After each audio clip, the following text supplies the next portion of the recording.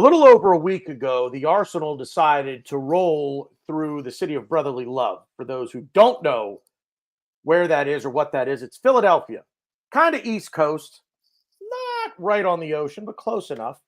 I live on the other side of the state, so I decided to go. Ryan lives about 4 hours north. He decided to go. And a guy that we met out there who drinks as much as we do, I'm not going to say more because I'm not sure that's possible. We met a good friend who has agreed to come on this program and tell you all about the time that we had in Philadelphia. There's a dude running with an Elmo head on. There's a trophy. There's a Philly taco. There's a lot to get to. So without further ado,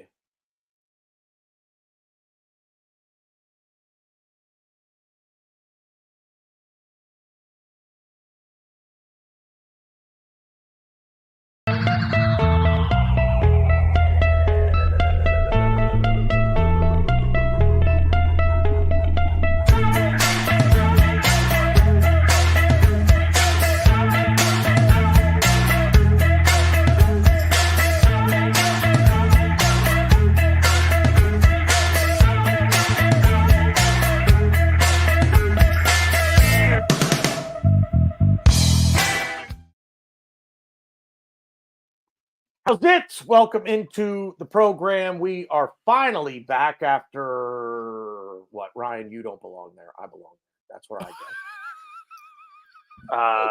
The right side is my good side. Everyone knows that. So the side, my good side, I'm sitting on. Can't see it. So, anywho, it's been a couple of weeks since we've done this, but first, before we get into anything else, let's welcome in our good friend, new to the program. But we met him in Philly, a lot of fun, and a guy that is going to fit in here seamlessly, if I say so myself. From the American Idiots, TJ Warren TV. TJ, say hello to the people. Big up, everybody. Thank you so much for having me on. I've known of the beard of the legend that is the Bearded Gooner. Oh, easy. So The myth. And I saw the myth. It was like seeing the Yeti scurry through the forest, only it was BG scurrying through a Philadelphia bar. But it was just as exciting, and it ended up getting me just as drunk as I thought it would.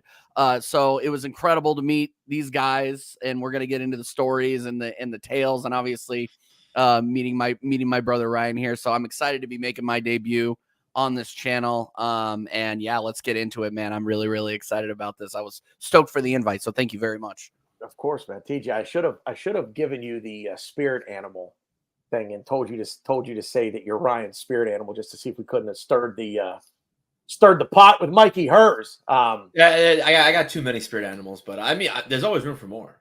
Always room for more. Amen to that. So Philadelphia. I don't know. We don't really have an itinerary or an agenda here. We're just kind of chatting about how Philadelphia went. Magic Mike might be joining us later if he's not too inebriated. Oh, come on. Those are the best shows. What are we doing here? You don't have to tell me because we've absolutely done a few of those. Mike's a lot of fun when he casually switches Diet Coke. No big deal.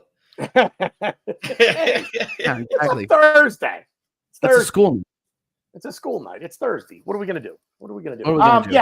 So I get into Philly. Well, Ryan, I guess you can start us off because you got into Philly earlier than I did. Look.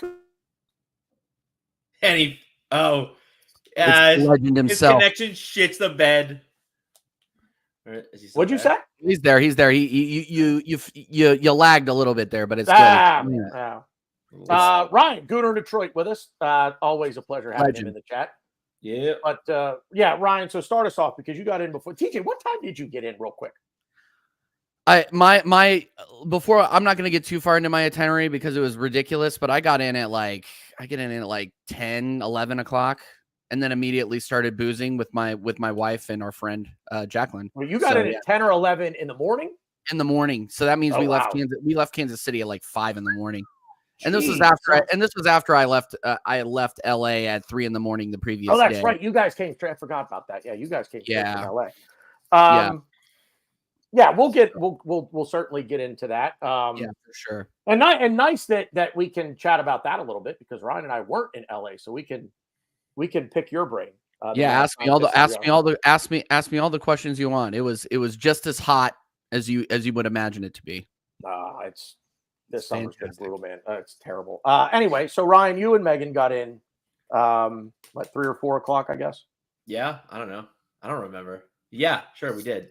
And we, I don't know. What do you want me to say? What I did? I went to dinner. I don't know. Okay, yeah. All right, good talk. Yeah, you know what Ryan didn't do? Hang out with me. That's I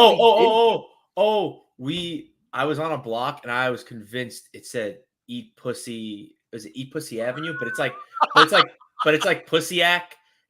We passed it when we were going to. It's Patsy Young. Yeah. I was convinced it said "Eat Pussy Avenue" or something, and I couldn't stop laughing. And I wasn't even that drunk. That's the sad part. That was probably the highlight of my day.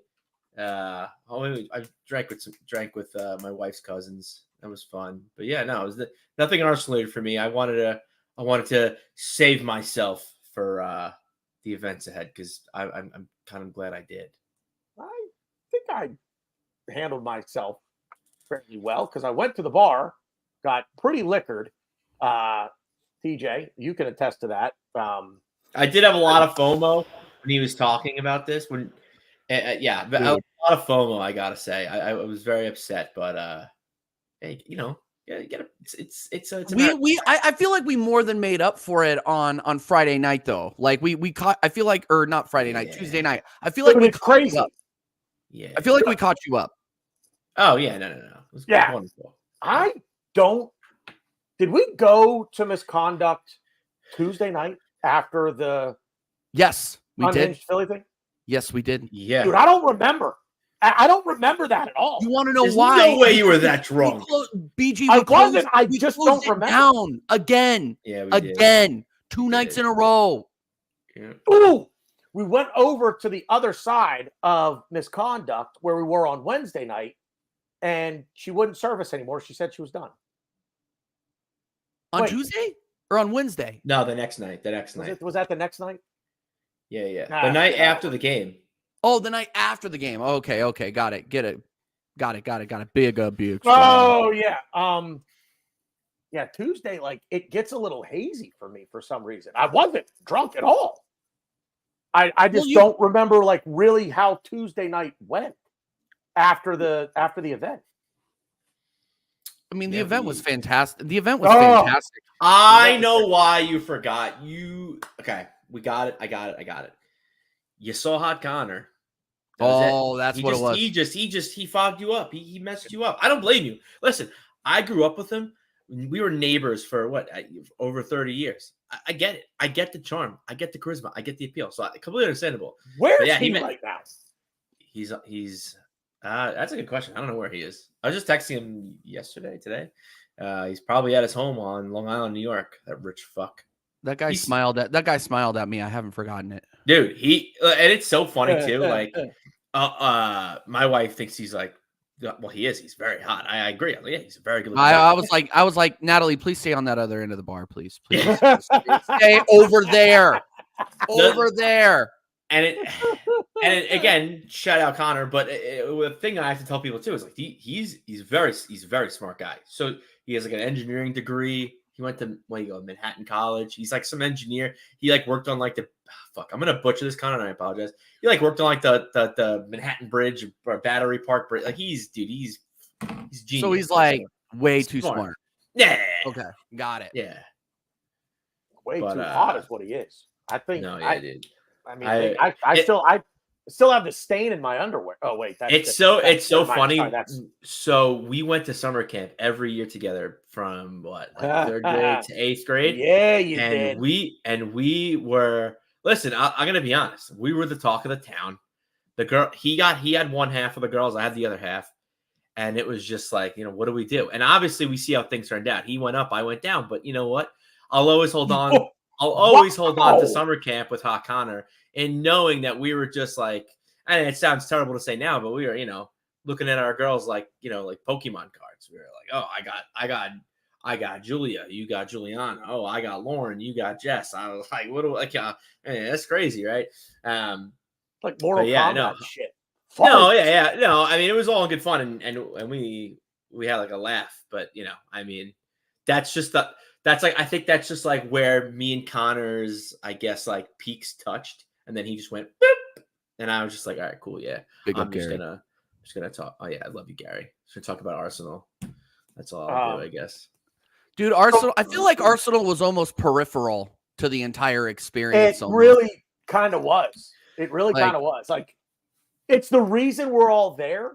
Yeah. But it was, like it was like we didn't really talk Arsenal much at all while we were there. No, we didn't. Yeah, I you mean, weren't there where Tuesday- I got double teamed from Hot Connor and TJ about Kai Havertz.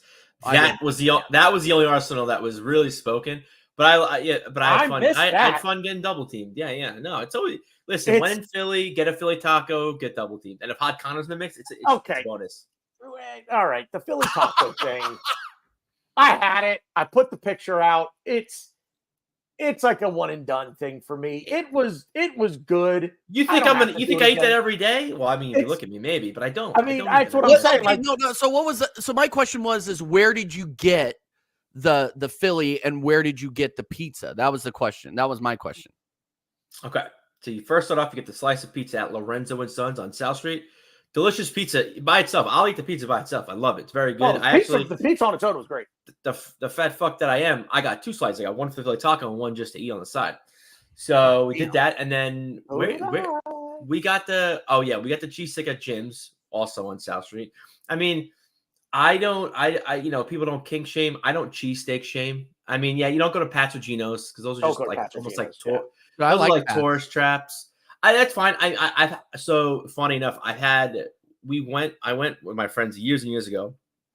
I liked Pat's cheesesteak better than Gino's, but I like Gino's fries better than Pat's. Gino's fries are fire. Yeah, Gino's fries are very, very good. So Fire. I'll give them that. But yeah, so I tend to avoid those two. But yeah, so you go to Ishkabibbles. Ishkabibbles is a good spot. D'Angelo's, Cleavers. I mean, Alessandro's. We can go on for days about cheesesteak places in Philly. And then you put the I tweeted the video out if anyone wants to watch it, the monstrosity that it is. And then I only rolled half of it up because I wanted to save. Well, they cut it in half. Like if they wouldn't have cut the cheesesteak in half, you'd have rolled up the whole thing. I mean, I still would cut it in half. I'm not a fucking savage. But the Philly taco is like the whole. First of all, you always cut your cheese. You eat a cheesesteak full. You take the whole thing in and out. I mean, oh well, then I don't know why you had to say that. I'm just saying. It would have been a whole cheese. If they wouldn't have cut it in half, would have rolled the whole thing up. Anyway. I mean, you get a slice. If my aunt had a dick, she'd be my uncle. What are we talking about? Lots for candy and nuts. We'd all have a wonderful Christmas. I could do this all day. Okay. TJ, welcome to the program, by the way. I'm loving this. I'm loving this shit. I'm loving it. But anyway, so the Philly taco, it was. I got to be honest. Both things on their own were fantastic. Like mixing them together, not so much. Not so much. Yeah. So I think it's good, but again, I think the things are so good by themselves, you almost like lose the essence in like both. You're just like, okay, like I taste, like you have a bite, like, oh, I taste too much pizza. I taste a bite. Oh, you can't really. I feel like there's no perfect bite, which is like and I think for me, you lose a lot of because the steak is heavy, so I lose a lot of the taste. I lose a lot of the taste of the pizza, and I love Lorenzo's. Lorenzo's, as a big of a New York pizza snob that I am, I do love Lorenzo's in Philly. And you lose kind of some of the essence of it. And it's definitely I think it's one of those things where you're just like, I did it, but it's not something that like I have to do and have to try. Even though my wife brings up every time we go to Philly, you can get a Philly taco. It's like, all right, well, geez, like I'm not that fat. It's nice. I am. I'm definitely that fat. I won't do it again because you hit the nail on the head. It's like you lose a little bit of both when you mix them together. But anyway, so Monday night. So Ryan does some family stuff. Cool. I'll just go fuck myself. That's fine. But apparently you did because you introduced me to this guy. Well, you didn't. I guess you didn't fuck yourself, but you know. I went to Misconduct Tavern on JFK Boulevard and met up with Magic Mike, who I do hope will join us at some point. But then in the process of going to the bar, sat down, and two lovely ladies sitting there, and I thought, oh, here's my chance. Let's see if the bearded gooner still has a little, whatever. And yeah, so I ended up hitting on TJ's wife and her friend, and then TJ came in, and I started hitting on him. I thought, hey, I mean, the more the merrier. That's usually Let's usually get how weird. those things go. Yeah. Let's get weird. Let's see what happens. What's the worst that could happen, right? You know. No, it was really cool. I was absolutely not hitting on your wife. I promise you, I was not hitting on your wife. Well, she is, her and her friend are very attractive women, and I was over there just a little bit. I was over there getting chatted up by Stu, right? The infamous Stu. Yeah. And he was actually, so he was walking around the bar, and I had just sat down because, the beginning of my story for getting over to Misconduct was I was actually messaging Ryan on Twitter because I know Ryan from DC. I met him in DC last year, like very, very briefly. You're talking about Detroit Gooner, Ryan, right? No, I'm talking about Detroit Gooner. Yeah, I'm talking about Detroit Gooner. Sorry. And I met him for like 2 seconds. I'm surprised he even remembered who I was, to be honest. And I just said, oh, where are you guys at? He's just like, oh yeah, we're at Misconduct. Like everybody's at Misconduct. And I didn't have my Arsenal kit. We were just happened to be right down the street having dinner. So we walked over there and sat down. I didn't know anybody. I literally knew nobody except for Ryan, Detroit Gooner Ryan. And he was talking to somebody, so I didn't want to interrupt. So I go over there, I sit down, and Stu, who definitely didn't have anything to drink at that point of that evening. Obviously, he doesn't drink. He doesn't drink. Yeah, very, very, very, very obvious. He comes over and he's like, he's shaking hands and kissing babies. This is his event, and he comes over and starts talking to me, and we start shooting the shit. I start telling him, I'm like, yeah, we're in town from Kansas City. I'm an Arsenal YouTuber. I come in here. I follow these guys around the country whenever they're here, and now we're here. And I recognized you, BG. I recognized you immedely. And I was just like, and I elbowed Nat, and I go, she knew who you were immediately, because I go, that's the bearded gooner. And she goes, do you know him? I'm like, no, I've never met him. But I know him. I know of him, right? And so we sit at the bar. Stu starts talking me up. He was like about to leave. Well, he told me he was about to leave. And then we talked for like 45 minutes while you were over there talking to Jacqueline and my wife. It was like a long time. And then I turn around and you're chatting up Jacqueline, you're chatting up my wife. And I'm just like, okay, well now I gotta drink with these guys. Like definitely got to do that. And then bummer. And then we turn around and after that, it gets a little blurry. I'm not going to lie, because the shots start coming out. The bartender was absolutely incredible. We made friends with the bartender, and shout out Kevin for Misconduct, by the way. Big up Kevin for Misconduct, because after that, it got a little hazy. I'm not going to lie. We were talking, we shut that place down, and yeah, I'm not going to lie. The next morning was a little rough, visiting Independence Hall and, the Liberty Bell and doing all that stuff. But it was, that's what I recollect from Monday night.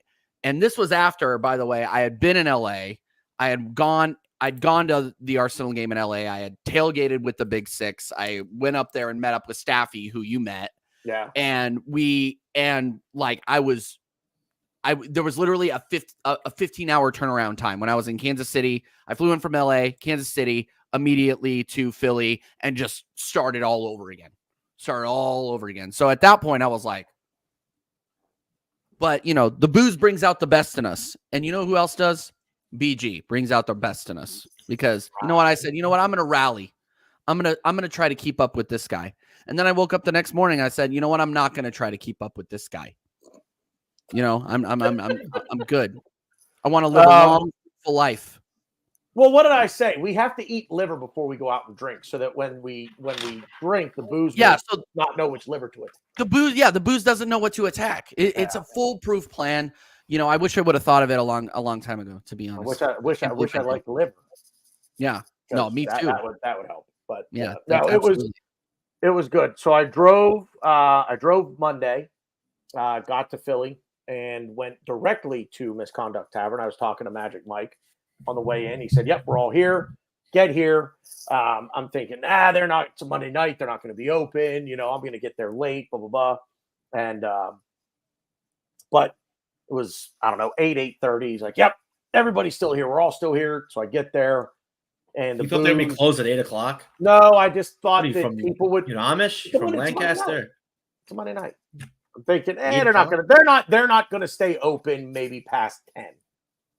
Mm. Remember, you and I were talking about that. Like, well, how late are they going to be open? I'm like, well, I'm here. They're open, but Yeah, but that was at 11. That was at 11. yeah, I think. close enough. I think it was TJ, what it was what time? What, it was like 2:30. It was 2:30 by the time we left. Yeah. I think they stopped. Well, like they locked. We were in there and they locked the door and they didn't. they make locked us the leave. door at what, like 1:00?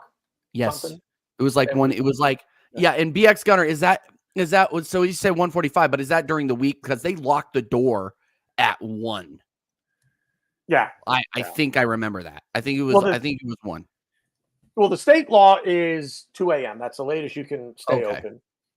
Is 2 a.m. It's the latest you can serve is 2 a.m.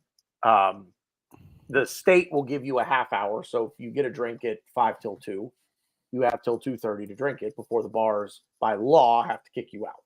Yeah. So, Okay. In Colorado, here's one. Since you're from Colorado, Mm-hmm. at 2 a.m., the bartenders will take your drinks and you must go. You have to be out the door by 2. Oh. Yeah. I'm so glad I moved then. That's absolutely ridiculous. you I have don't to be- remember. I don't remember that being the rule in college. But then again, that was back in like 2010, maybe. I was out there in 2002, and that was That was a thing. See, maybe I was just I don't know. It gets a little hazy. Anyway, go on. Yep. I didn't mean to. But anyway, yeah. So I get there, and so the way that the conversation with Jacqueline and your wife started, she was ordering a beer, and she was ordering a good beer, and I had both, and I liked the other one that she wasn't getting, and I said, hey, if this is what you're looking for, get the Evolution, and that's what started the whole conversation. Between the three of us, and thankfully you showed up when you did, because I was getting a little over my head. I think I don't remember at all. I really don't. I remember the 4 of us being there. I have a picture of it. I did crop them out of the picture though. I will. Yeah, well, I appreciate that, because like there are a lot of. She says hello, by the way. Yeah, there she is. You can kind of see like half of her face, and that's kind of and that's. I got all of it. My apologies.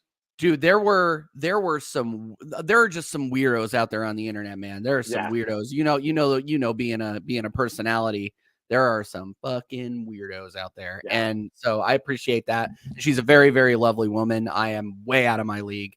As BG kind of stated earlier, it's a joke. But as I saw you guys, I saw you chatting her up, and she was just like, this guy's hilarious. You need to go talk to this guy. I was like, I know. I need to start shaking hands too.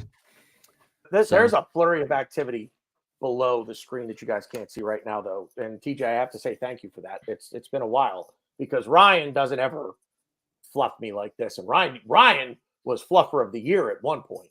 Yeah, what the hell happened, Ryan? You got to back your boy. I mean, we're like the old married couple now. Yeah, Just, been there, done that. Yeah, yeah. But at first it was like riding King the Ka. Now it's like those little teacup rides at Disney World. King the Ka? They're nice. I have a good time, but teacup ride at Disney World. King the Ka anymore. With all due respect. Have you ever ridden that, by the way? No, it's so funny. So we were supposed to go to Six Flags the next day after the game. But we had such a late night the night before, and it was like hot out, and we were just like, let's just go home. Never mind. I don't want to play spoiler alert, because I heard rumors of what you guys ended up doing after we did our match reaction. Oh, oh yeah. We'll get there. Don't worry, we'll get there. So Monday night was a lot of fun. We shut it down. It was probably about 2:30 when I got to the Airbnb, and you guys were actually still awake. I think. Yeah, you guys were both still awake. Yeah, Ryan? yeah. Yeah. Brought in the beer because I did bring. You got back like we got back probably like almost like we weren't there long.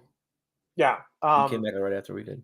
So I think we might have had one nightcap before calling it a night, and then went to bed. I don't know. Got up the next day. That's when we did the Philly Taco in South Street and whatnot. What are you laughing about? No, is that we were it was what was it like 3 it was 3 in the morning and we were like gotta eat. My wife's like, yeah, like, you should go to bed. And I forgot about this story. I was like, yeah, I'm kind of tired, but like I think I had 2 beers when we I won't say hooked up, but when we linked up at the Airbnb. And after that second beer, the first beer was like, okay, that was nice. I'm feeling it. I'm getting to the groove a little bit. And I was probably like 3/4 of the way done. Yeah, maybe half of the way done. No, don't thumbs. I'll be honest. Don't thumbs down PBR. I think Yingling is a little overrated, but PBR I think is a great beer. Very overrated. I think PBR is a fantastic beverage. I mean, for beer. Yeah, that's fine. I mean, I'm in a volleyball league and it's $10 pitchers of PBR. See, here's the thing, Ryan. With PBR, it's not even about the taste; it's about the memories you have associated. That's what it is. PBR to me is $2 back in 2010. Yes, when I was frequenting like punk bars. Like that's what it is. Every concert, tall boy PBR, $3, boom, you're done. That's why I love that. For a PBR pounder at my bar. Yeah, exactly. $2 PBR cans at Miller's Ale House. We'd watch the Islander game. No. It was absolutely tremendous. But yes, so I'm about halfway as he's vibrating into the mic. Halfway done my beer. I'm like, I need to eat. I was like, yeah, I'm tired, but let's eat. So we're looking at food places. And I don't even know what the fucking food night owl food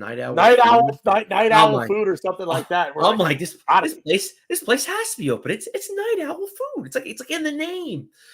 And it was I think like $5 or $6. That's actually I've had the Philly special a lot, and it is I'm a gym guy, so sounds love gym. Apple gym. Particularly, but any kind of gym. I had gym. You know what's funny? In Philly, when we were in Philly, I think for the podcast, I had Jim Beam Peach for the first time, and it was. Oh yeah, I remember you telling Jim Beam Peach and ginger ale it was quite delectable. Anyways, I sound like kind of a lector. So we were like, okay, it's like a 5 block away. So me and Tanner start walking. Megan's like, all right, get me this. Like, okay, cool, awesome. And we're like, where the fuck are we going? We were going down blocks that had no lights on, and we're just like, nah, like yeah, we're like, and we're chit chatting, and then on Tanner's phone, it's like, okay, like all right, we're here, and I'm like, dude, I don't see anything. What are you talking about? And I look straight ahead, and he goes, yeah, it says we're here. It says something hardware. Like, dude, you fucking moron! It's a hardware. And then you look like a foot to the left. There's a little sign that says Night Owl Food. I'm telling you, the place couldn't be darker. It looks like the place didn't even exist. It just like had the sign up there for like when you look a food place up. Hey, yeah, this was a food place. That's the hardware. So yeah, but the sign. Yeah, I don't think is a sign in the picture. That's the hardware place. Yes, needless to say, we had to walk back. With empty stomachs. I think BG went to Wawa or something. And I was like, you know what? I'm going to bed. I knew we had a long couple days ahead of us. Okay, yeah. There's that little sign. We knew we had a long day ahead of us, so I went to bed.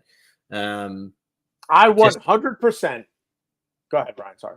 No, I mean that was the end. That was the end of the day for me. So yeah, I 100% found a Wawa, drove to it. Got myself there, got food, which was good.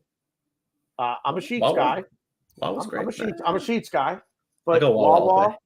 Wawa. Have you ever had Sheets? I don't think you've ever had Sheets. Okay, that's fair. I've gotten gas there. I think we talked about this. I got gas. Oh, really? Okay. Anyway, so I 100% drove Maybe a to handy in Wawa, the bathroom. I don't know. got food. Yeah, I mean, Sheets long. And then my phone died, and I had no clue where I was going. In the words of Dane Cook, baby, I was lost. I was lost in the world.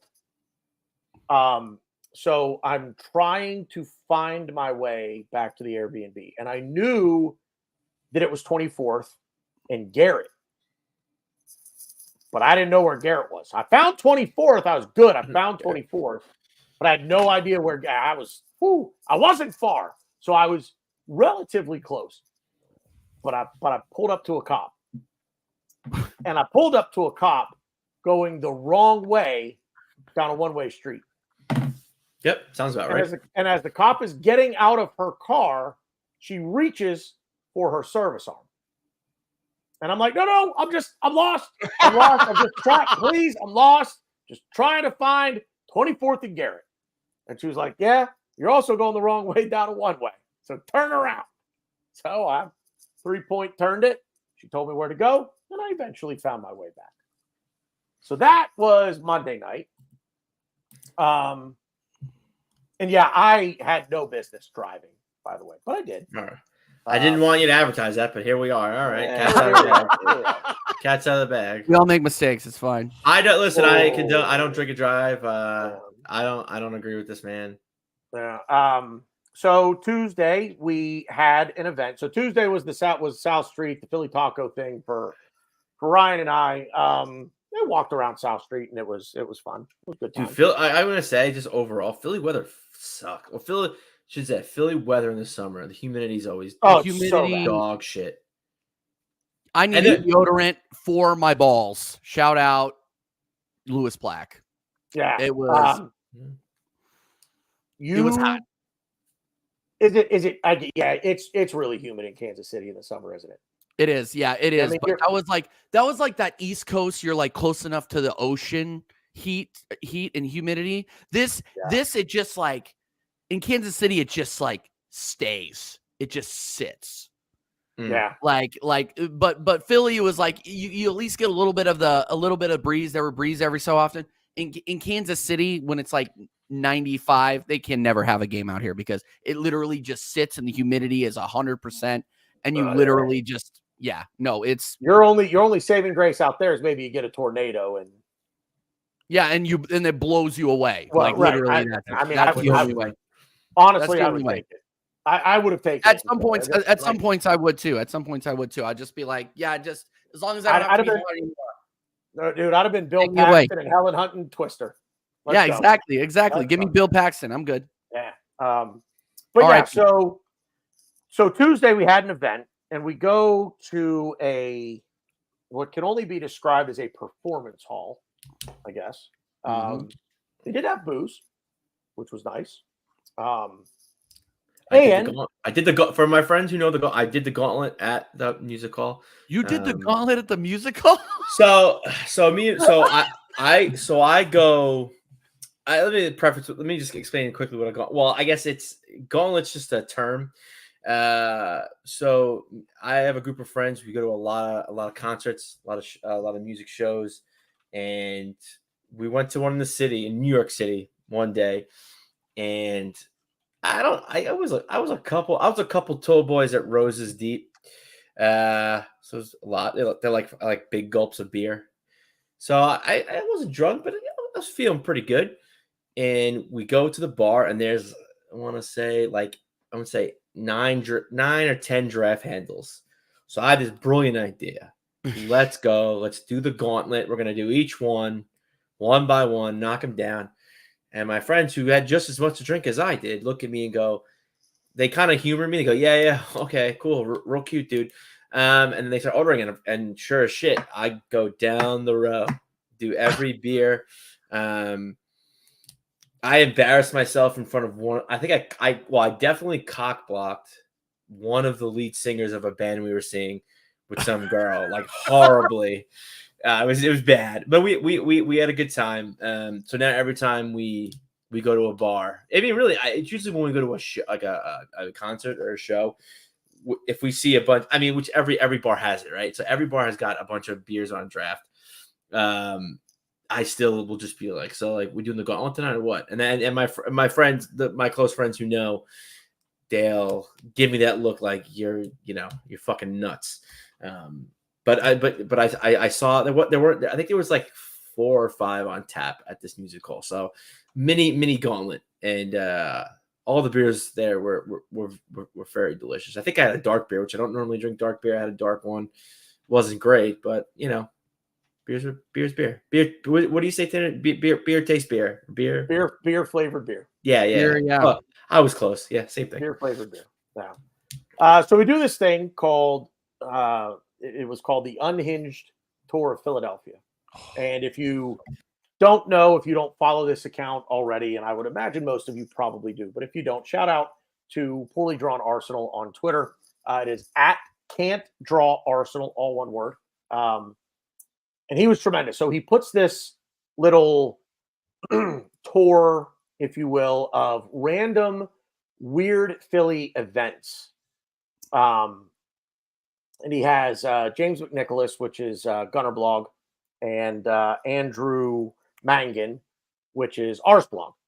And he has them up on stage, and he's telling them about, greasing light poles so people can't climb them, or so it makes it more difficult for people to climb them to reach cold cuts and cheese at the top. I don't remember the please attend one. It was like some machine that people were going to throw themselves in or something. I don't remember that one. There was the guy that ate 40 rotisserie chickens from Walmart in 40 days.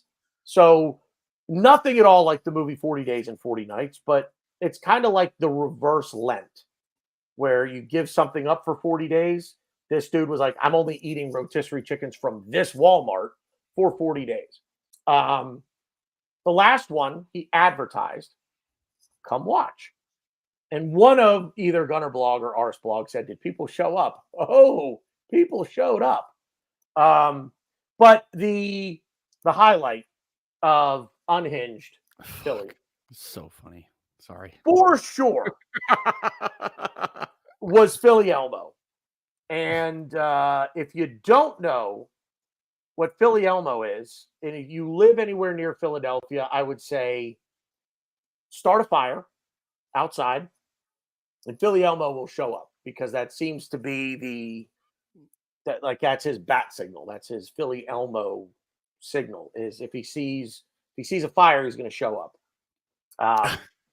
But there was a drum line, and what'd I do there? There we go. Wrong button. Yeah, there was a drum line. Like it was a whole thing. And Poorly Drawn Arsenal, I will not divulge his government name, but he built this up like so great. It was like the last stop on the Unhinged Philly tour, and he kind of backed away, and he's like, all right, and sadly we've come to the end. This is our last stop, blah blah blah, this, that, and the other. Ladies and gentlemen, Philly Elmo. And out Philly Elmo walks with the drum line. Oh my God. And I was the first person up out of my seat, clapping, screaming. I lost my mind for Philly Elmo. So Philadelphia, you're a shit city with shit sports fans on the other side of my state, but you've got Philly Elmo. It's a redeeming quality. I love the whole place. The whole place lost their fucking minds when he came out. They really did. Yeah. They lost really their did. minds when he came out. It was so funny. Anything to add to that, fellas? To the night of the Unhinged Stars? I had a lot of fun there. I had a lot of fun, and Poorly John Arsenal. He was a really, really nice guy. Like he stuck around and super guy. Like stuck around. I introduced myself and we talked for a minute. It's a really, really, really good guy. But I did want to say I didn't have time to say it, and my wife was there. But I wanted to tell him, he did miss a very, very key moment of that I think he should have included, but it might have been too crass. Remember when the Philadelphia Eagles won the Super Bowl, right? Oh, Nick I Foles, remember. the whole deal. And there were Philadelphia Eagles fans literally eating horse shit after they won the Super Bowl off of the street. And I wanted to go up to him and say, why didn't you include that? It might have been a little bit too much, but I mean, he kind of nailed it on the head. He nailed the rest of it on the head. A lot of the things I didn't know about, like the decapitated robot, like that whole thing. Yeah. I remember that thing happening. The hitchhiking robot, like that was hilarious. But I mean, everything else he nailed on the head and encapsulated the shit show, the lovely, I just call it a lovely shit show that the city of Philadelphia is. You know, I hate their sports teams. I really don't like their fans almost as much as I don't like Kansas City fans. Yes, I am from Denver. Sorry. Right. Oh, that's right. Yeah. Dude, I'm a self-hating Kansas City fan. These guys are brutal. But you know, I live out here and the mortgage is cheap enough. But anyway, no, that was I really enjoyed it. It was a fantastic presentation, and you know, the whole city was awesome. Did you guys take Ubers at all, by the way, while you guys were out there, or were you driving? Nicest Ubers I think I've ever seen in the whole of the United States. I've been to a lot of different cities. Every single one of them were extremely nice. We're giving recommendations. We're talking. We're cheering. Like one of them was an Arsenal fan. I hope he's watching or listening. He followed my channel immediately, and we talked Arsenal on the way from the airport. Like everybody was fucking incredible out there. Like incredible city, incredibly nice people. We did Uber pretty much everywhere Tuesday and Wednesday. But no, we didn't really, I don't know. Nothing really sticks out to me as far as the Uber drivers. The cars were really nice.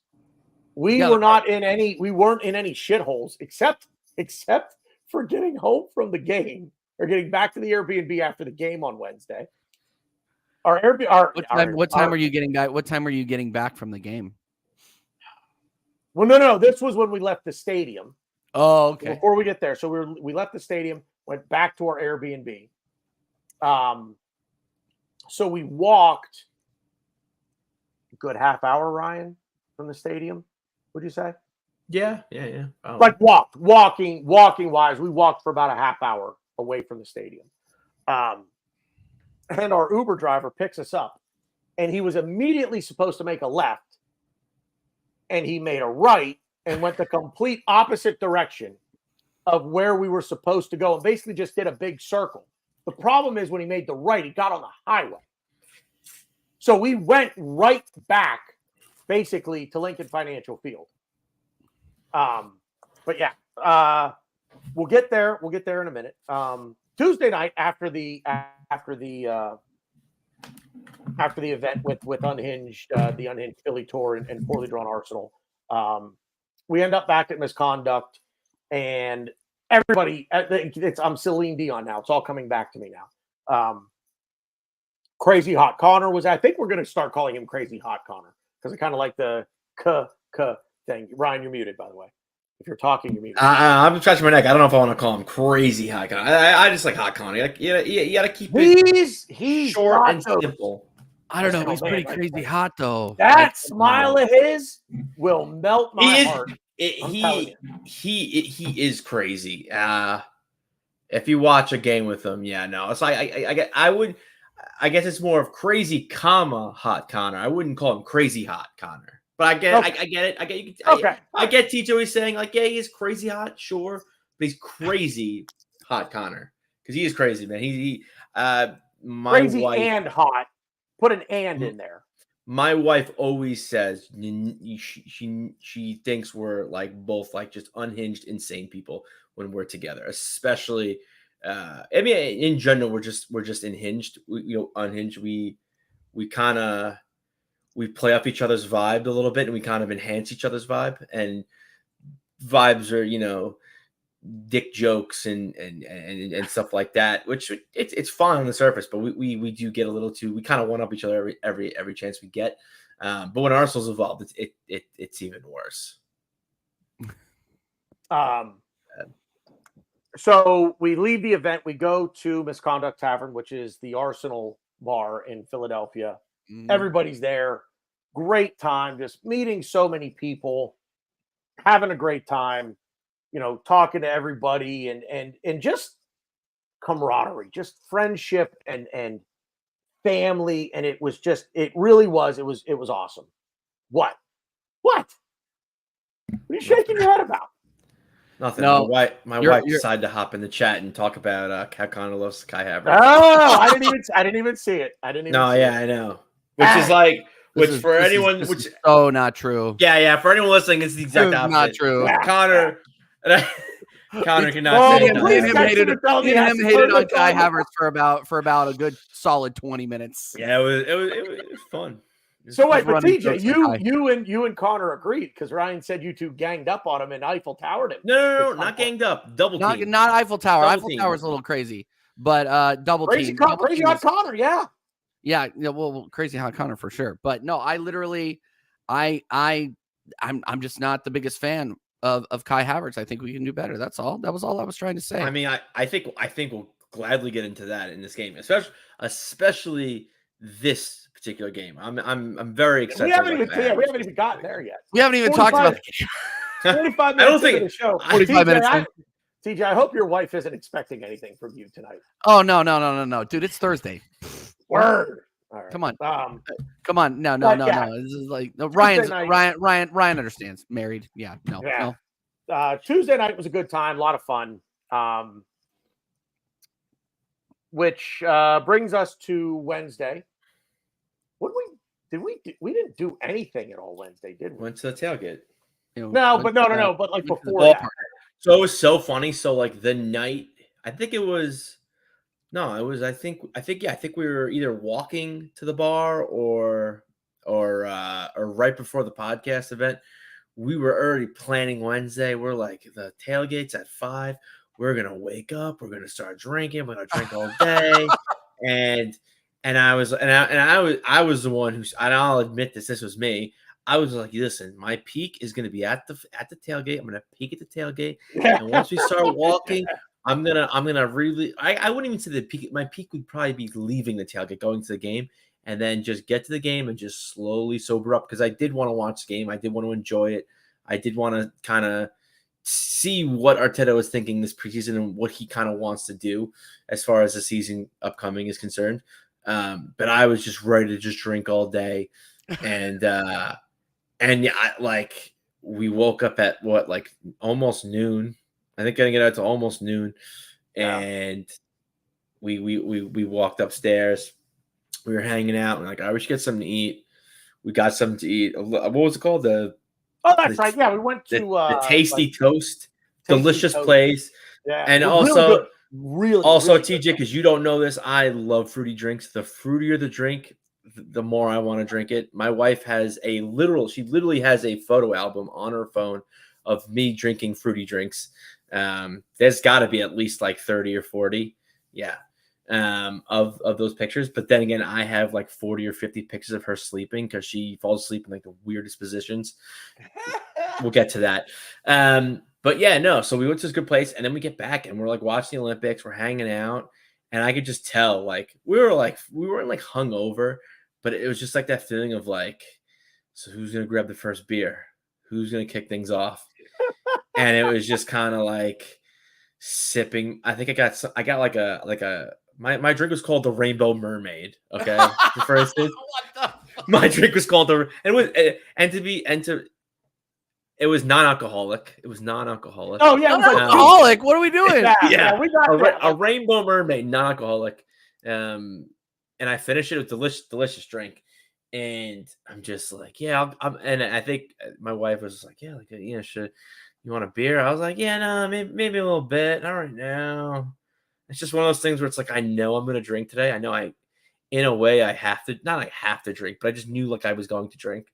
So I was just kind of like, no, when I get up, I'll get a drink, get up, go to pee, sit back down. I'm like, yeah, no, I don't know. I just like don't want to drink. And it was just like one of those like struggles.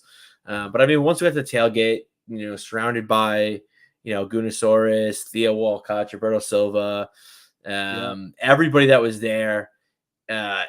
it was just like, okay, cool, open bar, like game on. Yeah, open bar. It's time to roll. I was double fisting Coronas. I was like, oh man, I wish I drank earlier, but yeah, no. It was definitely like a struggle that morning for sure. Yeah. Wednesday morning was rough. But I felt pretty good once I got some food in my stomach. Like it was weird. It wasn't like a oh, like I'm hungover. I don't think we were hungover, but it was more of just like a all right, like Mine it was also so ungodly hot. Yeah, it's like preparing yourself. It's like it's almost like we were sucking ourselves out. Like we know we're gonna drink a lot, so like we have to like pace ourselves. We can't get too crazy. And it was just like, okay, like when are we gonna start? When are we gonna start? And then we just like, okay, cool. And then once we got into the place, we're like, all right, cool, game on. Oh, as soon as I walked in, I saw hot dogs and beer carts, and I'm like, oh, you don't even know what you did. I didn't even I wasn't even in there 20 feet before BG was handing us a bunch of Michelobes and I was just like, okay, thank God. Like we need to get this train. We need to get this show on the road. Because I was feeling the night before, because guess what? Like we had shut down that bar 2 nights in a row. 2 nights in a row. And BG, I'm pretty sure we drank more than we did the first night, the second night. Oh, for sure. I was like, I was like, you know, I was hanging out with Staffy. I was hanging out with my wife and her friend all day long. And I was like, the whole time I was just like, you know, I'm going to have to hop back on this horse because I'm literally feel like I'm about to fucking die right now. Like it was one of those hair of the dogs that that lasted until like 5 in the afternoon because we were up until 3 that night again.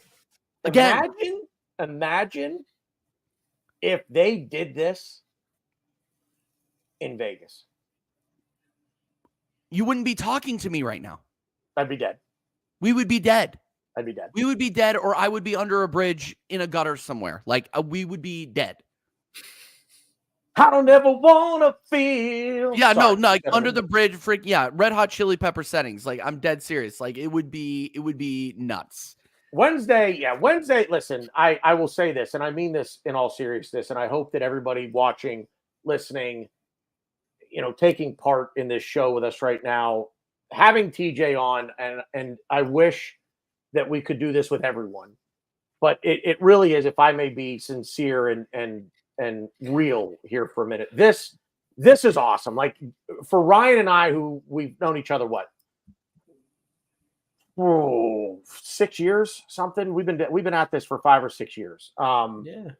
Being able to meet up and do these things, and then, you know, TJ meet, you know, people such as yourself, and get to meet, you know, Ryan, you know, Detroit Gooner and his wife, and obviously Magic Mike, who is otherwise occupied tonight. He wanted to be here. I will not throw him under the bus. He had plans. He couldn't make it. We're hoping he might show up late, but it really is. It really is awesome to go to these events. And I implore and encourage each and every one of you that if you can pull it off, wherever the Arsenal go on these tours, these preseason tours, if they come to America and you're here, try to go. You know, it's, you know, for us, for me, it was a 6-hour drive, and that includes a few stops. And my family even lives halfway between. I grew up halfway between where I'm at in Philadelphia, Pittsburgh, and Philly. I grew up halfway. So for me, that's an easy trip for me to make. For Ryan and Megan, not easy, apparently, with what you told me trying to get home, I guess, but not difficult or long in terms of actual distance. And TJ, you know, you flew to LA and then you flew to Philly, and this is what it is. Yeah, it's great to see the Arsenal. Yeah, but this is meeting everybody and hanging out and making friends, and just that feeling of belonging and family. And I can't say that word enough, because it really does feel like a family, and we're all just one big, it's like a family reunion. You know, some people could make it, some couldn't, but you know what? We'll see them next time in a different city. It really was. It was really a great time. And, you know, the tailgate thing, open bar, Stu and Arsenal Philadelphia did a tremendous job of putting all of this on. It was Stu, I don't know if you're watching, if you see this, but seriously, man, and I shook your hand before we left. Great job. I mean, everything was spot on, and it was such a good time. I hope LA was as good as Philly was. I know that Man. I heard things about LA. Basically, just LA's a big. It's very spread out. There's a lot going on, but it's a lot of, a lot of. Well, travel to get back and forth. I'm not as well connected in LA. I mean, when I was in LA, I didn't even try to go to any of the Arsenal bars or anything like that because I was meeting up with people that I had met on YouTube. That I had made connects with. So obviously, my friend Cubed, she's a Tottenham fan. I do hold it against her, but we did go and hang out and go watch LAFC the night before the Arsenal match. So I didn't go to, we went and saw that drunk Frenchman, Hugo Lloris. Anyway, don't let him around a car after he's been drinking. I'm just saying. Sure, I'll do it. But truth hurts. And then we ended up just hanging out, and then I ended up going back, and then I met up with my boy Staffy, who I've been doing the American Waffle Show on his channel for the last year. So the fact that we were able to link up with him, we ended up linking up with the Big Six guys, which were huge YouTubers out of the UK. We were able to meet them, hang out with them. It was just surreal to meet these people in person, and they couldn't stop reveling at. I was hanging out with Saeed, he's a big Man United guy. I was hanging out with him, and he was just reveling at how much energy Americans had around the sport, and that was peak for me. It was absolutely incredible, and like it was, not to wax lyrical too much, but it was surreal that I was sitting at this tailgate, and I'm not a big YouTuber. I'm not. I just know other big ones, and I'm a hangers on. I'm riding coattails, right? Yeah. And there was a kid that came up to me. He goes, "You're TJ Warren," and I go, "Yeah. What's up?" He's just like, "Oh man, what's up?" And he like throws me love and shows me love and says he watches and likes my stuff. And I'm like, my mind is blown. Like that is what not only the Arsenal community, but the football community in America does. Like it's a really, really big deal. And it's a huge humbler. I mean, you met Staffy, nicest guy in the world. And there are people coming up to him asking for pictures. And I'm just kind of sitting there like, you want me to take that picture? That's how much this YouTube community is connected. So that was really what I got out of LA. I got the Arsenal family experience in Philly. Like the game in LA, it was fine. We won. Man United put in a stinker. They were brutal. We can talk about that game if you want, but what I got out of that, it just wasn't as tight as it felt in Philly, because Philly, the stadium was packed. There was energy there. In LA, everything was so spaced out. They maybe filled 66% of the stadium. Like it just didn't feel like an Arsenal match. It really didn't feel like that. So yeah, I appreciate that, Private Ping Pong. No, it just blows my mind. I'm just an asshole from Kansas City. Like that's how I view myself. That's who I am. So when somebody comes up to me and says I enjoy the content, it really does. It's a huge compliment. But it's why we hit it off so well, TJ, because I'm just an asshole from Pittsburgh. So yeah. No, I'm just an asshole looking to drink with like-minded individuals. And that was what happened. That is exactly what happened. And I couldn't be more thrilled. And that's why Philly felt more like a family atmosphere, because ran into Ryan. I knew Ryan was literally the only one I knew in that bar. But by the time I left, I knew 10 people. It was that quick. Yeah. And I got Tanner's digits, and we were texting until 4 a.m, and my wife thought I was cheating on her, but that's not a big deal. Anyway, I can't prove that you weren't. I can't prove it. No, I didn't show her those texts. Anyway, but I totally agree. And long story short, it really was a family atmosphere, and I felt it there. And Arsenal, again, shout out Stu from Arsenal Philadelphia. Yeah. I walk in, and he tells me that story that he told on Thursday to that entire crowd. Like that is how he let off like He told me his entire story after 5 minutes of meeting him. I'm like, you know what? This is the place. This is where I need to be. And it was an incredible experience, man.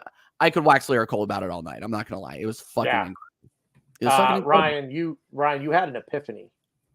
No, you were texting him, and I remember that you were in the bathroom raising your shirt up to like take a picture of a nipple. I didn't get it at first. It's like clicking.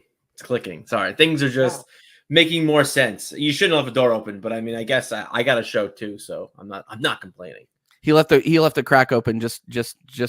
Hey-o! He said crack. Crack. So where are we at here? So Wednesday tailgate at Xfinity Live, which is an incredible venue. I would not want to.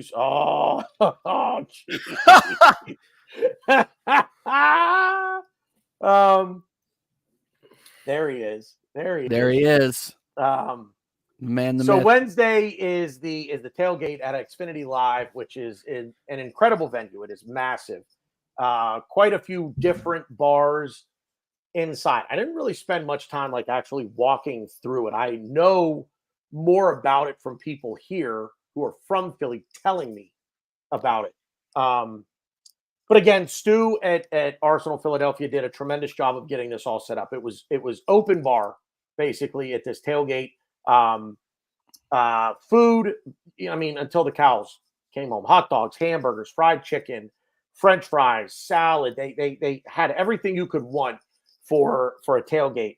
And then shout out to Tiffany Nola Arscal, who I believe is pretty much in charge of Arsenal America, but also liaising with the club and with Stu at Arsenal Philadelphia, bringing Gunnar Soros to the tailgate, bringing Theo Walcott to the tailgate, bringing Gilberto Silva to the tailgate, and good friend of mine, good friend of the show, Frimmy. Frimpin was there as well. Got to say hi to him, which is always a treat. But yeah, the tailgate was great. And then when it was time to go, it was time to go. And we walked over to the stadium where they inexplicably, for some reason, stopped letting people in. That was wild. We stood for 15 minutes. But apparently this is every game, every event at Lincoln Financial Field. So there's the bag check and then there's ticketing as you're going into the stadium. So you'll go through bag check first and then you'll get to ticketing. I don't know if it just backs up so far with the scanning of the tickets that they have to just stop everybody. But then they stopped us and we didn't get through bag check. And now we were in our seats and plenty of time and everything was fine. But the game, so let's talk a little bit about the game before we get to 1 hour in. Let's talk about Arsenal. Finally get to Arsenal, shall we? There was a game. Right. Was there? Yeah, I wasn't. I will say this. I think I probably had more questions than answers coming away from it. Not at all fussed about the result, and I don't think either of you were either. I was pissed we didn't go to penalties. Yeah, I was pissed that they didn't. Come on, what? Come on, this is America. I thought there were going to be penalties. I mean, they did it. They did it for Bournemouth and United, but for some reason, not. I don't know. Whatever. Okay. I think it's funny that watching the United game, they're like, "Yeah, game's over, but yeah, why not? We'll kick a ball into a net for you for the next 20 minutes." Yeah, sure. But anyway, I was a little disappointed, but whatever. It just means we got out of the stadium quicker and got to the bar. But as far as the game goes, see, it's tough now because we had the game yesterday against Leverkusen, and we look like world beaters. So when I say I had more questions and answers coming away from the Liverpool game, I don't like Kai at the left 8. Ryan, you know that. We've had these talks before. I love him as the false 9, if we're going to call it, but whatever I love him there. He knows what he's doing in that role. I thought Jesus had some moments of brilliance, followed mostly by long stretches of disappointment. He just seemed to be running into the same areas as Martinelli or Trossard on the left. I wasn't really sure. Like you and I, Ryan, are like, dude, get away from him. What are we doing here? Are we docking? What's happening right now? I wasn't, like I said, I wasn't really worried at all about the result. I'm glad we got through it injury free. It's nice to see them play. It's nice to see a lot of the younger players, the academy kids, get time, which I'm sure we'll get into in a little bit. I'll throw it to you guys, Ryan. Anything you want to talk about at all. That's all I got. I guess I'll just recap the game real quick. One sec. I'll be right back. Zinchenko for midfield in 2024. Yeah, no, never gonna happen. I think when you play a Liverpool team, they like to play. They're sort of, to me, they're a better Man United team. They're a team that likes to play in transition. They like to hit you when you think you're about to score. They get a nice turnover in the deep inside midfield, and boom, they're gone. Salah is off and running. They did a lot of good switching, a lot of good changing of fields. And we were too spread out. We weren't compact. We like to play in triangles. We like to play really compact. We did not do that. We were very spread out. And I pointed out to you. I mean, you saw it too, Dan. It wasn't like I was showing you anything. But Thomas Partey was playing very far back. He was playing as a third center back. Yeah, left a really big gap. I was like, look at and I would like to apologize. I feel like I was kind of annoying you because I was like, look at this gap, this gap, open, just leaving all these gaps in the field. I'm a big believer in just like filling gaps and running into gaps and not leaving holes, not being Swiss cheese. And we did that a lot. And at first I wanted to blame Partey, but then when Jorginho came on, Jorginho did the same thing. Jorginho played as a third center back, which is very odd. So it's definitely a thing Arteta told him to do. The only thing I'm going to disagree with is, and I stressed this to TJ and Hot Connor, and I'm not a Kai Dick rider. He is German, so I'll always support him. I'm not a Kai Dick rider. I do think that's good to know. I do think we need to upgrade on him. Oh no, I don't think we have to upgrade him, but I think we can upgrade on him, and I think the upgrade is out there for us. Like, I get it, Thomas Partey is older, and like we obviously need to move on from him. But do I think that there's a midfielder of Thomas Partey's capabilities at his peak that we can upgrade on? I don't. I think Thomas Partey is just a unicorn. But anyways, but I thought Kai was the best player in Philadelphia, and he played left 8. So I never understood, and this isn't a shot at VG. It's not a shot at Hot Connor or TJ. But these people that say, oh, he's terrible left 8, he's terrible. I personally just don't. I'm always changing how I view the left 8. I'm changing how we should attack the left 8, what we should do, what kind of player we should recruit. Do we want a ball progressor? Do we want a passer? Do we want, because Jorginho played left 8 for us in moments last season. Do we want a Jorginho type player there? Like, what are we looking at?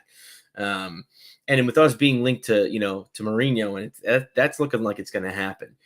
He's going to play left 8. I know this was a kind of debate on your show, TJ. He's not a deep lying midfielder. He never was. But the one thing I will say is, though, with Arteta's track record and what he's done with players, what he I think will do, if he's gonna change positions from 8 to 6, it's gonna be with us. It's gonna be with Arteta. Will change him if he needs to. But I think Mourinho's at that age where I don't think that'll happen. He's a dual winner. He's a dual monster. And I think, again, it's horses for courses. I think he's a player that we bring in for certain situations where the midfield needs to be won. Because there were games where Thomas Partey looked great, but we still just lost the midfield, and we just lost. You lose the battle, you lose the war. That's what happened. And I struggle because I do think Kai is a capable left 8. I believe he's capable. I think he's a better false 9. Don't get me wrong, but I think he could do a job there. But I, you see some of the players that we have and that we bring in, the Zinchenko's, the Timbers. He was the first name I was gonna say. Oh, Tomiyasu, we have players that I refer to as specialists that they come in, they do a job, and that's that thing. Zinchenko, I'll have a heart attack right on camera, whatever. If I see a starting 11 against City or Liverpool and Zinchenko's in the 11, I'm going to pass out and probably die. But if we're playing Leicester, we're playing Southampton, we're playing Bournemouth, we're playing these weaker teams, yeah, I would take Zinchenko all day. And again, it just comes down to horse for course. It comes down to what we want to do. And I like Kai. I know it's like me talking circles. At the end of the day, I really like Kai, but I do think we need to define this left eight, because this left eight has just been, I think, an itch that we've been trying to scratch for so long, ever since Xhaka left. And we just haven't nailed down what that is yet. And hopefully Mourinho could bring kind of some clarity to the situation. Because also, let's not forget, we have Gabriel Jesus, who I think we know now is just not leaving. And I think this preseason, he's been sharp and he's been a killer, but not at the 9. On the wing is when where he's been killing it for me. So it's going to be very interesting to see how these pieces kind of develop, evolve, and move around. Because this season, we have one more game against Lyon, and we got one more game, and then the season starts in 9 days. It's going to be crazy. I get very, very nervous about starting the season like we did last season, because yes, we were winning matches, but the football was unconvincing. I was very, very critical of, especially after those first couple of games against Forest and Crystal Palace. I think we won 2-1 and 1-0 respectively, where we just looked coming off of last season, especially how disappointed the season before, rather, especially with how disappointing it was, that we were going to come out and we were going to be firing immediately. And that is the exact opposite happened. Do you guys remember the starting 11 for Forest? Let me take you through it just real quick. And I will get to the point eventually. I don't drone on too long. But it's my job. It was Aaron Ramsdale, Urian Timber, Saliba, White, Partey playing right back and inverting from the right. And then you had Odegaard, Declan Rice, and Havertz in the midfield. And then obviously Martinelli on the left, Saka on the right, Jesus up top. Or I think actually no, it was Nketiah up top. And it was some of the most flaccid football I've watched out of this team, especially after the season that we just came out of. And we tried to ride that through the end of the year, playing Kai at the 8. And, Stevie Wonder could see that it wasn't working and that he was not contributing offensively the way that we needed him to contribute. I was talking about it with my guy Connor today, and we looked it up during our podcast earlier, and Kai Havertz did not contribute to a goal until he took that PK against Bournemouth in September. Yep. That is a huge problem, and we cannot wait that long, because I think if he starts contributing earlier, we don't lose to 10-man, or we don't draw against 10-man Fulham at home. We don't lose to West Ham away. The things that kept us from the title don't happen, right? So I find it discouraging that we are going in with the same strategy that we got that left us short again last season. We have to be perfect. And Mikel Arteta, I've been a big critic of Mikel Arteta, but he knows what it takes. It's just whether is he going to continue to get in his own way. And I think if you play Kai Havertz at the 8, and look, he played great against Leverkusen. He played well against Liverpool, was getting into the spaces that were there from the 8. Great job. But I want to see it in real games against Premier League opposition. We have not seen that consistently from him. Whereas in the 9, when he started playing in the 9 in January, with Jesus out, with Trossard not necessarily starting very well at the center forward position, he produced, and I will give him his flowers for that. But from the 8, I'm just not convinced, and I'm afraid that we are going to see the same flaccid type of performances at the beginning of the season. Because I'm gonna be honest with you guys, the first 5 games of this season will define the season. Oh, for sure. Yeah. We are we are playing Man City and Tottenham away in the first 5 games, and Aston Villa away in the first 5 matches of this season. If we don't get at least 9 points, we're starting 10 seconds behind the beginner. And that's just the truth. So It makes me extremely nervous. I'm going to be honest with you guys. It makes me extremely nervous, but this is Arteta's defining season. This is it. Because I was in this position last season to where we need to win a trophy now. It's time. It's time. It's past time. We are the Arsenal. We are not Manchester United. We are not Chelsea. We are Arsenal. We need to be winning major trophies or in contention for major trophies every season. And I think the last 2 seasons we should have won. He has the hottest seat in the Premier League right now. And I think if he doesn't get it done, the fan base is going to start to turn. But the fan base starts to turn this season, I think.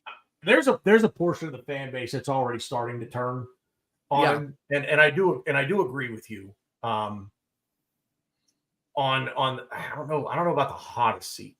Ooh, I don't know about the hottest seat, but I can't think of anybody that's hotter, to be honest. I mean, in terms of pressure to win, how about that? In terms of pressure to win is probably a better, because I don't think he's not going to get fired. They're not going to. No, he's not going to get fired. You're right. I mean, I don't think he gets fired if we finish 6th. I don't think they fire him. Yeah. 6. I think we would have to win an FA or a Carabao for the fan base not to turn. He'll keep his job because the Cronkies love him. Yeah, but and the American, just kind of way of doing things. They're going to stick with him. I'm going to be cutting out here any minute because I am completely frozen on my end. I can do nothing.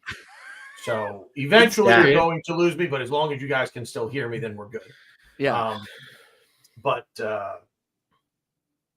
Anyway, yeah, like the Kai Havertz thing. See, TJ, you and I are pretty much in lockstep with Kai Havertz. He didn't produce at the left 8, and he looked lost at times for me. And Ryan, we've debated this, and I don't really in Philly. No. In like what TJ was saying at the beginning of last season, he kind of looked lost. I mean, it was the only thing I will say, and I it sucks because I don't want to defend him because I don't love him as much as I promise you, but the hate he gets, I think, is so crazy to me. It was his first couple games in an Arsenal shirt. He's playing a position that it seems like nobody can really define. He's coming into a system that's it's been said by many players that have been here. It's very hard. It's complicated. It's not easy to pick up. And it's like, to me, it was and I blame Arteta for this. Playing him at the left 8 was a very, very, and I get why he wanted him there, but you could tell he didn't understand the system. He didn't understand really what he was doing, what to do. And he wasn't good. But to be like, oh, well, he's not good at the left 8. I was like, well, that was his first game in the system. It's at least for me, it's the one position on the pitch where I'm just like, I'm like struggling how to anyone's there. Vieira's played there. Jorginho's played there. Trossard's played. There's so many players have played there. It's like, I don't even really know how I would want to. Oh, there we go. Bye-bye. Yeah. I don't even really know how I want to rate that position as far as what we want to do. And BG brings up Aaron Ramsey would be perfect. Sure, maybe. I wanted ESR to accelerate. Really. I think we all did. I mean, and we were looking for Fabio Vieira, especially after we bought Fabio Vieira. I think we were looking for Fabio Vieira to be that guy. And for 2 games last season, we thought he might be able to do it, at least coming off the bench, and he just didn't. And ESR was the same way. I mean, and look, to be fair to Kai Havertz, in this system, nobody really excelled as at that 8 position. Nobody really excelled. Can you say with certainty last season that there was somebody who consistently, big up Flawless, my guy, big up Flawless, absolute legend. But can you say that there was anybody that really excelled in that position last season out like consistently? No. That's my thought. No, I didn't think so. So as soon as we started playing kind of a stay-at-home 6 and a box-to-box 8 that kind of sat a little bit back on the field and started playing that false 9 position to make up for that gap, we started cooking. I mean, you know, I don't know what's in Salt Bay's meat in Dubai or whatever it was out there that they did to come back and absolutely start like go on that run that we went on that kept us in till the last match day. But you know, I just get, again, I'm going to keep pounding on this fact. The way he was setting up the team is concerning, and it did not generate the goals when we needed them in prime moments. Pause. And I think that's going to be an issue this season too. People talk about, the biggest issue is Thomas Partey, Jorginho, the midfield. What are we going to do? We need that left 8. Dude, finishing is like, it's been a thing. Finishing was a huge problem. It's going to be a thing. Yep. And you look at the strikers we have, like Havertz, for me, he just, and I think this is where I kind of like him as a left 8, and the fact that like he knows where to be, he knows where to go. He's funny enough. I used to say it's always about Eddie Nketiah. Don't like it. It's funny, and you know, breaking news, not really, but Arsenal have reopened talks with Marseille. It looks like he's probably going to go there for a little less of a fee than we wanted to, but at this point, it's going to be better for all parties concerned. Yeah. But he's just a player that he just gets into the right spot, and he gets the last touch on it and it goes in. And you could say that in a negative way, and you could say it in a positive way. And it's just funny because people would say that very negative about Eddie. I always found it as a positive, but I definitely, and I think more people are spinning it as a positive for Kai Havertz. I think it's a very underrated thing, just knowing where to be and being there. And I don't really attribute that to finishing. It's like, yeah, Kai Havertz scores. Yeah, Kai Havertz scores again. Great. When he scored against Leverkusen, he's right place, right time. Got his boot on it and went in. Same for Liverpool. Yeah, no, exactly. So it's tough because I don't want to put all my, we just talked about this, how we all kind of want to upgrade on Kai Havertz. So to kind of rest all of our hopes on Kai Havertz scoring and scoring and scoring, yeah, I'm not happy. I don't feel good about that because we don't really have anything else. I mean, yeah, obviously we have Saka that's going to pull magic out of his ass, but I also worry about him playing too much, and I also want him to get more rest. And then people go, oh yeah, but we have Wineri coming out of the academy, and it's like, well, okay, let's hold on. Wineri is not going to be like he'll come on as a sub, but it's not going to be in any important moments. So I think it's just going to be very interesting to see how we attack this finishing problem, because we haven't, besides Sesko, who I think we attacked because we thought it'd be a really good deal for us. But I'm nervous. I'm worried to see where our final product's going to come from, because we haven't really been linked to any strikers. And to me, like, I think that's going to be our biggest issue. I completely agree, and I'm going to play spoiler alert for you guys. We're not getting a striker. Yeah. So I agree. It's and I'm on the same page with everybody where I think we need a definitive number 9. I agree. I've been beating this drum for 2 years that Eddie Nketiah isn't good enough. Jesus just isn't the guy. Like I rate Jesus as a footballer, but he's a very, very technical footballer. Struggles to finish sometimes. When he does finish, it can be very beautiful, but like just the guy that will absolutely put it on his foot and rocket it home. Like that's not who Gabriel Jesus is. And Eddie Nketiah, unless you're playing Sunderland in the cup or Sheffield at home, he's not gonna generate when you need him to generate.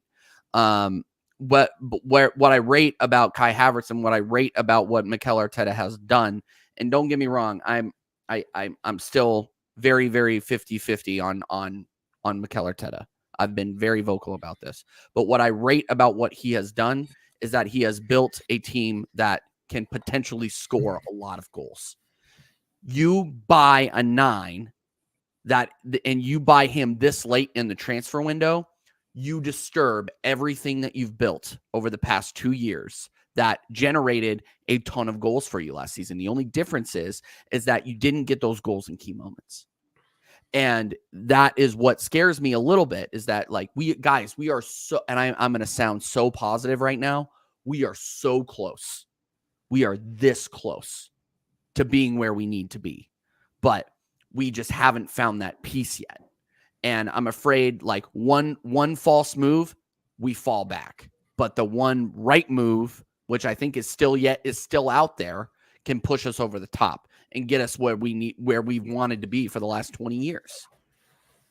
Like, sorry. Yeah. I know I'm waxing lyrical. I know I'm going off here, but man, like, I'm telling you, like, I'm so back and forth about this. Like, this is the one thing I flip-flopped on a lot is the striker position, like, the biggest need at this point? I think we need an 8 the most if he's going to continue to play like this. And just leave Kai Havertz there, and hopefully he can generate the way that he generated February through the end of the season. But yeah, who knows? We'll see. I'm not encouraged by him playing in the 8. I'm just not. It's not a strong suit. I think you answered this question, but I'm going to ask it anyway. I'm going to ask it to you too, BG. Do you think we could? I guess we could say Champions League or Premier League. It doesn't really matter, but do you think we could win either trophy with the team we have right now without making any more signings? Champions League, no, we can't. I don't think we're strong enough to go up against the European elite, to be honest with you. Like and do it consistently. So the Real Madrids, the Bayern Munichs, the Borussia Dortmunds, the Atletico Madrids. I could go on and on and on. I just don't think, and team that with the Premier League, I just don't think we have the depth and the depth of what it takes. And we're selling the ESRs, and we should be selling the Ramsdales, but we're not. And I don't necessarily think that that depth has increased. Now, Mikel Arteta will focus on the Premier League again.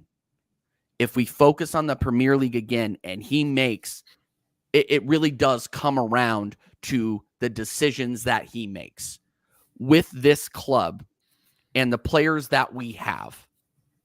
If he makes perfect decisions and doesn't allow the Aston Villas at home to happen, doesn't allow the 10-man Fulham draws, those kinds of mistakes, then we can win. But my faith in his ability to do that is low. Does that make sense? I feel like I'm waffling a little bit. No. But it comes down to decisions in key moments. And there were 3 or 4 games last season that were pivotal where he made the wrong decision and it costed us. So or he just didn't make a decision. Or he didn't make a decision. Yeah. Right. Yeah. Like late subs. Holy, like I was pulling my hair out. Don't go back and watch those watch alongs if you want to see a grown man break down on the internet. Like it was bad. It was really bad. So is there an echo? Is there an echo on this channel? I mean, I don't need to say anything at all because you just said it. Yeah. Do you agree? The team as the team is currently constructed. If we make no more signings. Yeah, I think we can. Okay. I'll take. You think we can win? Yeah, I think we could win both. Not one or the other. I think we could win both. I don't think you're really echoing what he's saying, but okay. I think you need to look up what the word echo is in the dictionary. Hang on. Am I crazy? I'm thinking crazy pills here. No. The only European team. The reason that we won't win the Champions League really isn't down to us. It's who's beating Real Madrid. I mean, really, like. Yeah, I mean, come on. And this is what I hate about the sport is these clubs that can just do what they want. They like there's no nobody says, hey, like, no, that's not a thing. You can't just go spend all of this money willy-nilly like this. We have things, it's called a financial fair, whatever. Excuse me, getting off the topic, but I don't think we'll win the Champions League because of them. But if someone could somehow knock them off and get them out of our way, yeah, then I think we could. And I think we could win the Premier League as well. What I should say, what I echo about with what TJ said is the reason that I don't think we will is because of Arteta. And I've been saying this as well. He doesn't rotate. That's really the biggest thing. He doesn't rotate. He doesn't sub. So these players, he gets enamored. I said this in the Uber on the way to the Unhinged Philly event. We were all in the car. The thing that he does to me, whoever the starting 11, if he names you in the starting 11, he's enamored with you on that day. So if he names Jorginho in the starting 11 against Wolves, he's enamored with Jorginho until the next time he has to name a starting 11, or maybe he doesn't name Jorginho in the starting 11. But he's enamored with whoever is the starting 11 that he names that day. And he either hasn't figured out watching the clock and understanding in-game management to make the changes that he needs to make, if for no other reason than for fitness and sharpness, getting other players in and getting them some meaningful minutes. I mean, Ryan, you and I have talked about ESR. We want him to stay, but if he's not going to play, yeah, I'm sick of seeing this 87th minute substitution where a guy's going to come on for 7 minutes. What good did that do? What good did it do? It didn't do us any good because chances are the game is in hand one way or the other. So he's not going to come on and make a difference. And he's going to run around for 7 minutes, which doesn't really get him into game shape, right? So what's the point? So I think on paper, this team is good enough to win all of the trophies. On the day, this team can beat anyone. It's down to him and the decisions that he makes or doesn't make. In terms of rotation, substituting, this idea that, you know what, I've had an entire preseason, but once the regular season starts, that's where I'm going to get really wacky. That's where I'm going to put Thomas Partey on the left wing, and I'm going to see what he can do over there. And I'm going to try Ethan Nwaneri at center back. And you know what? Fuck it. Let's just see. Bukayo Saka can play everywhere else. Let's see if he can play goal. Why not? What's the worst that's going to happen? So let's go. Gunnersaurus, you know what? You're going to be the water boy today. You are going to run out on the field if there's an injury, and you're going to give the guys their hydration snacks, whatever. Actually, that should be a thing. I'm going to lobby for that. That should be a thing. That's my fear with Arteta. This team on paper, yeah. Without any look, I've said before, like, teams make signings. Sometimes I think for the sake of making signings. I mean, if you name our best 18, 2 of them are goalkeepers. It's the same 18 as it was a year ago. That might not be true. Not with Calafiori in the mix now.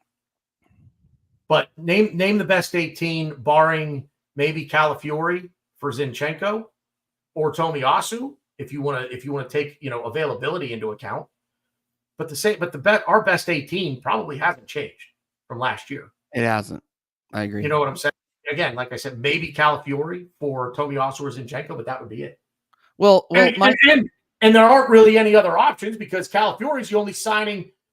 David Raya was signed this summer. I know before anybody says, "Oh, David Raya," okay. Not a new signing. Not a new signing. We've known for a year that was going to happen. But Calafiori's the only signing we've made. He didn't come here for however much it was, 30, 37, 35 million pounds or whatever it was, to ride the pine more often than not. So right. I said last year, on paper, we're the best team in the league. I want to ask you guys a question when it was appropriate. Gabriel Martinelli. I think he should be a regular starter. I just think that he had a very, very rough year last year.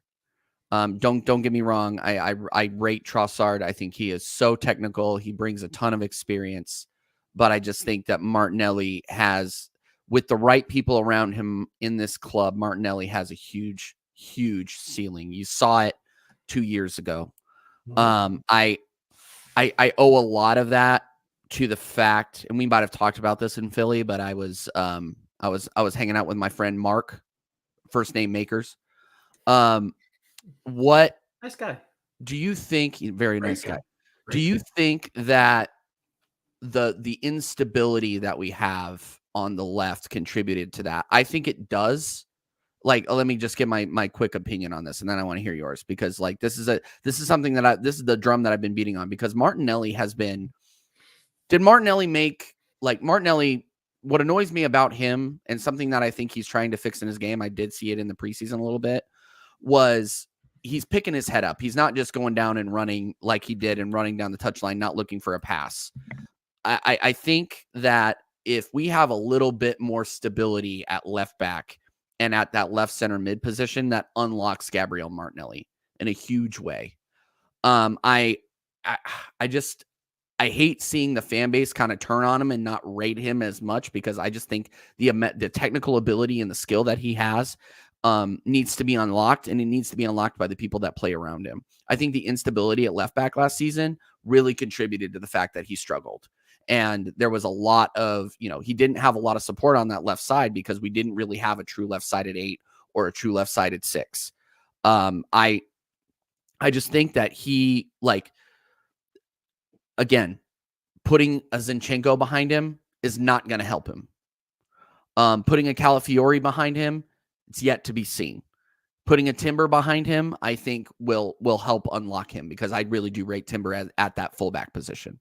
So do you think a more stable left side, whether that be a Calafiori starting game in, game out, a Timber starting game in, game out, Tomiyasu if he ever decides to get off the injured list, do you think that unlocks that left side a little bit more, and we become a little bit less dependent on Bukayo Saka? Because Bukayo Saka, we were feeding our goals down the right last season.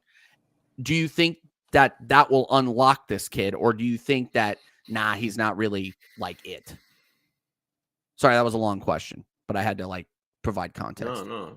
And no, you're good. I'll be quick. I think you're right with the consistency and the stability. I think that helps.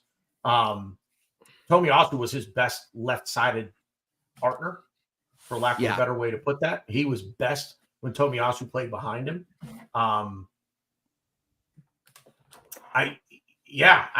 Zinchenko ain't it. Zinchenko just ain't it for him. That's a no-go. Calafiori, like you said, it's wait and see. Timber's kind of a wait and see too, because we didn't really get to see much of him. We didn't see any of him. And there are rumors that he's having trouble maintaining weight on that injured leg.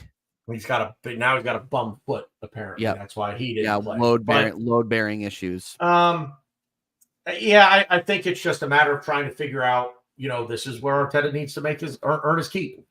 Figure out a way with whoever's going to play behind him to help unlock him a little bit, So, it worked with Tomiyasu. So what is Tomiyasu doing back there that Zinchenko isn't doing, that whoever else is going to play can do?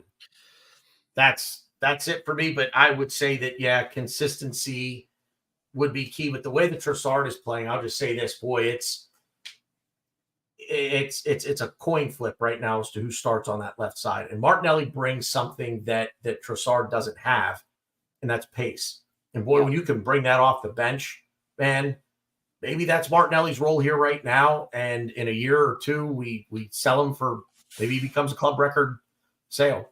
As much I hate to say that, but it could be. Ryan, what say you? I mean, it's a possibility, and I wouldn't sniff at it. It's just, I think this is another, again, like this is Mikel Arteta's season. I think this is Martinelli's too. Could be. Ryan? I mean, I could attack this from all different angles. First, real quick about Martinelli, and You thought you were long. I might be a little bit longer, TJ. So the thing with That's cool. That's cool. The thing Hey, with Martinelli, TJ, one thing you'll never hear me say is that I might be longer. yeah. Shame. Shame. Yeah, the thing with Martinelli is I love the player. Realistic expectations, baby. I think his partnership and chemistry with Jesus is unmatched. And the thing with Arteta, the thing with the system, the thing with everything is it's all partnerships. And that's kind of how we succeed. You have partnerships, you have triangles. And I think we do really well. And yes, I don't think Zinchenko is the answer for Martinelli because Zinchenko is inverting and he cares about the middle of the pitch. So Zinchenko is never going to help Martinelli. He never was going to help Martinelli. That's not why he's in the 11. That's not what he's supposed to do. And I'm okay with that, but I'm not because I really think Martinelli is quite the player. And again, we go back to that left 8 role. I don't know what it is. I don't know who I want there. I don't know what I do know is I want that left 8 to contribute as far as assists and goals. And I want that left 8 to kind of turn Martinelli into a Saka type player in the fact that like we're not just give the ball to Saka, he'll go do something. Because I think you could give the ball to Martinelli, and I think he could do something. He had a poor end to the season. It was against Brentford, I believe. He missed the game against Brentford. He had a foot injury.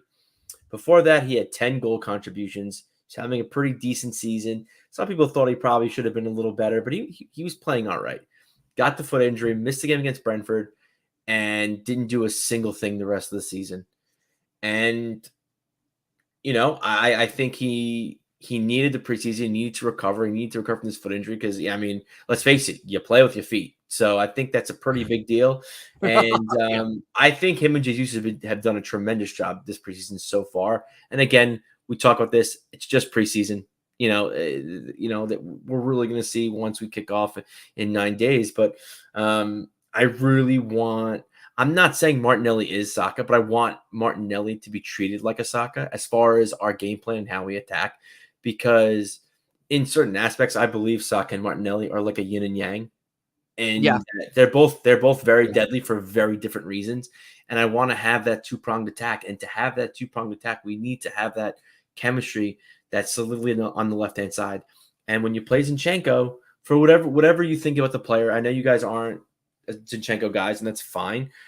But it doesn't matter. He's never gonna build that partnership with Martinelli because he's inverting and he's covering that big gap that we saw in Philly. And you kind of see it a lot when you watch us play. That big gap in the middle of the pitch, the ball progressing, him bringing it to Odegaard, him passing it to Jesus, him passing it to even sometimes Bukayo Saka. He does pass it to Martinelli. He does pass it to Trossard, but it's just not. It's not the type of partnership we have on that right side.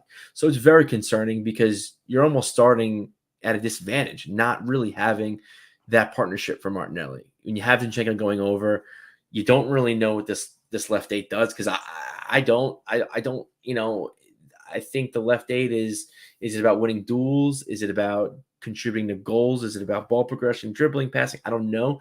But what I do know is it's not really about building that partnership with the left side because, and I said this on this show a million times, every time I count Trossard out, every time I'm like, yeah, he's a fine player. It was a good buy from Brighton, but we can't win any trophies with him starting for us. He's a guy that's going to come off the bench and score goals. And to that fact, well, we'll get to that fact later, but he keeps proving me wrong. You want to know why? Because of his he's so technical. And he can make things out of nothing. He doesn't need that partnership. Does it help when he has a partnership? Yeah, obviously that's with anybody on the pitch, but he doesn't need that partnership for him to succeed. He doesn't need that partnership to score goals. And you saw that a lot in this season when Martinelli struggled and he couldn't get anything going. He didn't have that kind of outlet. He didn't have that partner. Leo's like, all right, cool. He's a crafty vet. He figured it out and he put goals in the back of the net. And I really do think this preseason not only helped Jesus out, but I think it helped Martinelli out too. And I think seeing them on the pitch together, I think is definitely going to help them both out. The problem is I don't know how they're both going to be on the pitch at the same time unless Jesus plays that 9, Havertz plays the 8. Not something I really want to see. So end of the day, I think Arteta's got quite a little bit of homework to do as far as to fit this in, because I do believe, I'm not saying Martinelli's going to be our star boy, but I think, like I said, I think he could be the yin to Saka's yang, and I think we really have something in Martinelli, and we really need to get the best out of him that I know we can get. Yeah, no, I agree. I mean, and here's the thing: is like if we're going to continue to do this inverting left stuff, it's not going to help. It's not going to help Martinelli. Nope. And then if that's the case, then go ahead and start Trossard. But I mean, Trossard, where he was very impactful last season, I don't need to tell you guys this, but I'll say it again. He is the impact sub coming off the bench when you need that technical guy that can hold the ball up and make a play. Whereas Martinelli was just I'm gonna come out and punch you in the mouth immediately with my speed. I'm gonna get it to the final third, and we're gonna see if we can make something happen. More often than not, unfortunately, last season he ended up getting taken over the back line a lot. But where I like Trossard, coming off the bench is that he just provides, like you just said, he provides that calm, technical. I'm gonna do the right thing with the ball at the right time. I'm gonna be patient on it, and I'm gonna make the right decision every single time. And that's what you need in the last 25 minutes of a football match is the guy who is clear-headed, who's coming into the match with a clean slate and is going to make something happen. Where I just don't see Martinelli doing that in key moments. So like that's why I'm keeping pushing for this guy. I just really rate Martinelli. I just think he just needs the right people around him to help. And I just, this is make or break for him. I know I sound like a broken record. This is you said with a lot of players, but you're 100% right. I think for me, I guess the bigger picture, Arteta's system is very slow, methodical, calculated. Yeah, possession. Not a high risk kind of thing. Like we have like a Martin Odegaard, a game changer. But nothing really risky. I think the biggest risk we have in this squad right now is Martinelli. And I think we need to utilize that risk a little bit. And it's funny because I kind of said this when we had Nicolas Pepe, but we need to play a little bit of wild card football. And I know that's not really what Mikel Arteta wants. That's not. If you watch us play, we just pass possession, but his speed, it's unmatched. And if you watch, again, I know, Man U were playing with some academy at the back, but when he came onto that pitch, he demanded that ball, burned him. They couldn't handle him, and I think I'm just at this point. I think we're just talking in circles. I just think there's a real player there, and we need to find the best. And I think Jesus is definitely a step in that direction. Problem is, it's like now we have to figure out how we do that. But like to have that risk, to have that kind of that just like almost like all gas no brakes, where you just have that option out of nowhere, which is something that we've been lacking lately. Playing in transition. And obviously you saw us struggle against Liverpool, which is a team that plays in transition. And like we kind of, our wingers struggled against Liverpool in the first half. And I mean, I am talking circles, but I really do think Martinelli is the player. We need to support him because I think he is going to be tremendous for us this season. You take make or break for him. I think he's make or break for us. I think his season could depend, or I guess our season can depend on how well we utilize Martinelli and how well we could accommodate him. Because I think I do think we need to accommodate him a lot more than what we have been doing. No, I couldn't agree more. And I mean the one thing that I think you and I can agree on is that Zinchenko is not going to be the guy to do it.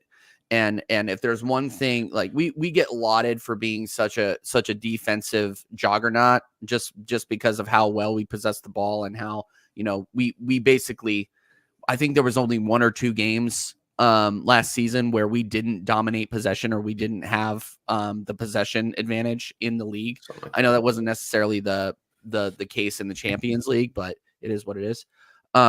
Like we play defense by possessing the ball, and that is what Mikel Arteta is 100% obsessed with.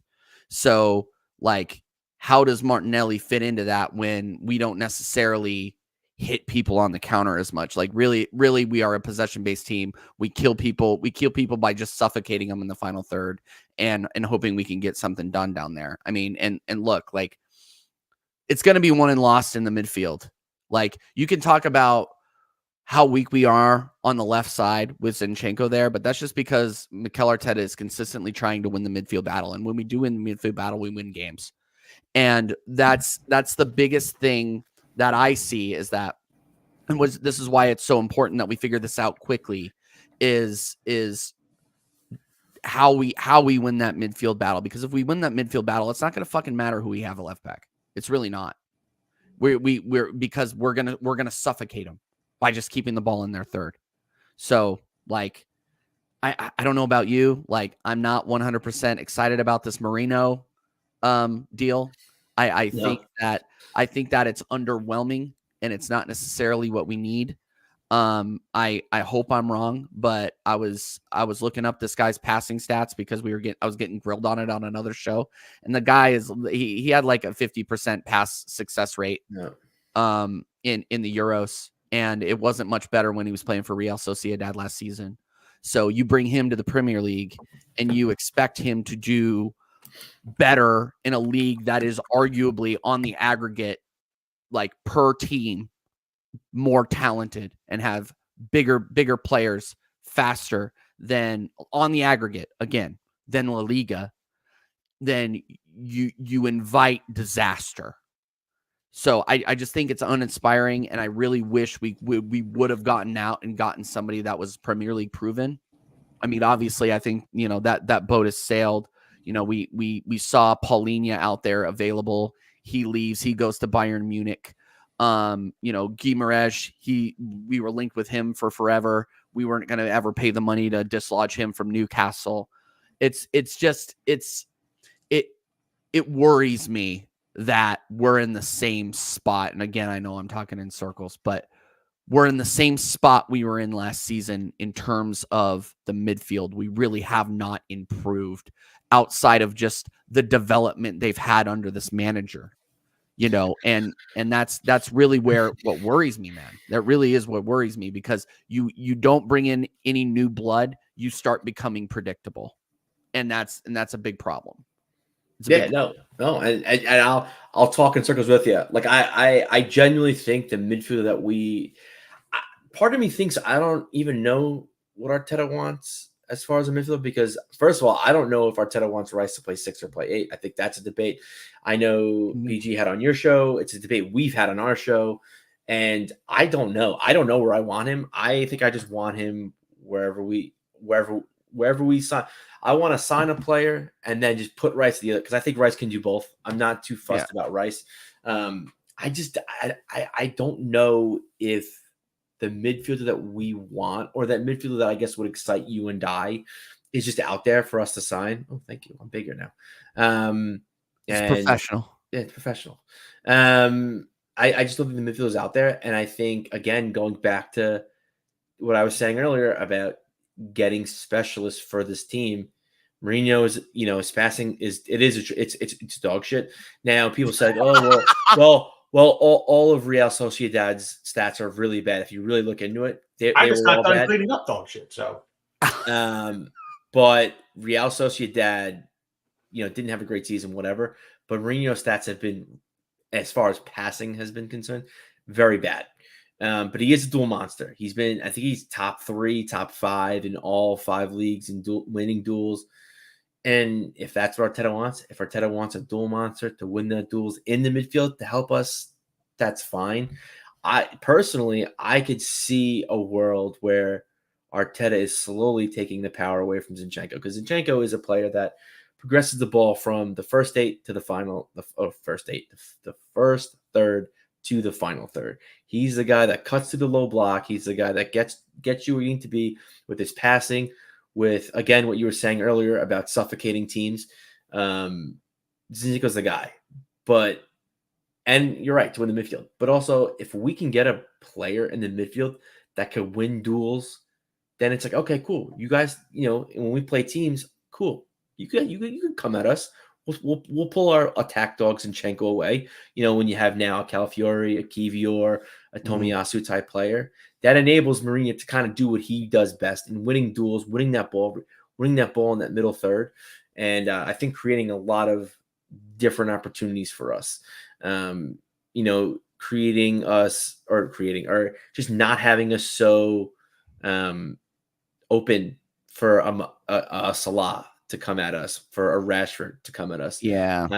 So I get the idea of Mourinho, but in the same respect, I'm 100% in your boat. This signing does not excite me. I think he's a great depth player. I think he's a good squad player.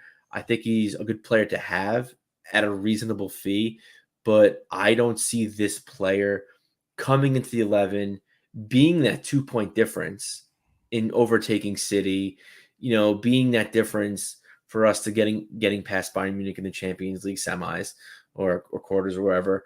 But yeah, he's a good piece. But I really, as much as I think our biggest problem is finishing, I think at the end of the day, I think with this transfer window and going into this season in particular, because I agree, I don't think we're signing a striker, even if we sign Eddie Nketiah, if we sell Eddie Nketiah. Yeah, we're not. I want to figure this midfield out, because I do think, and I've said this ad nauseum on multiple shows, I think we're evolving away from Zinchenko.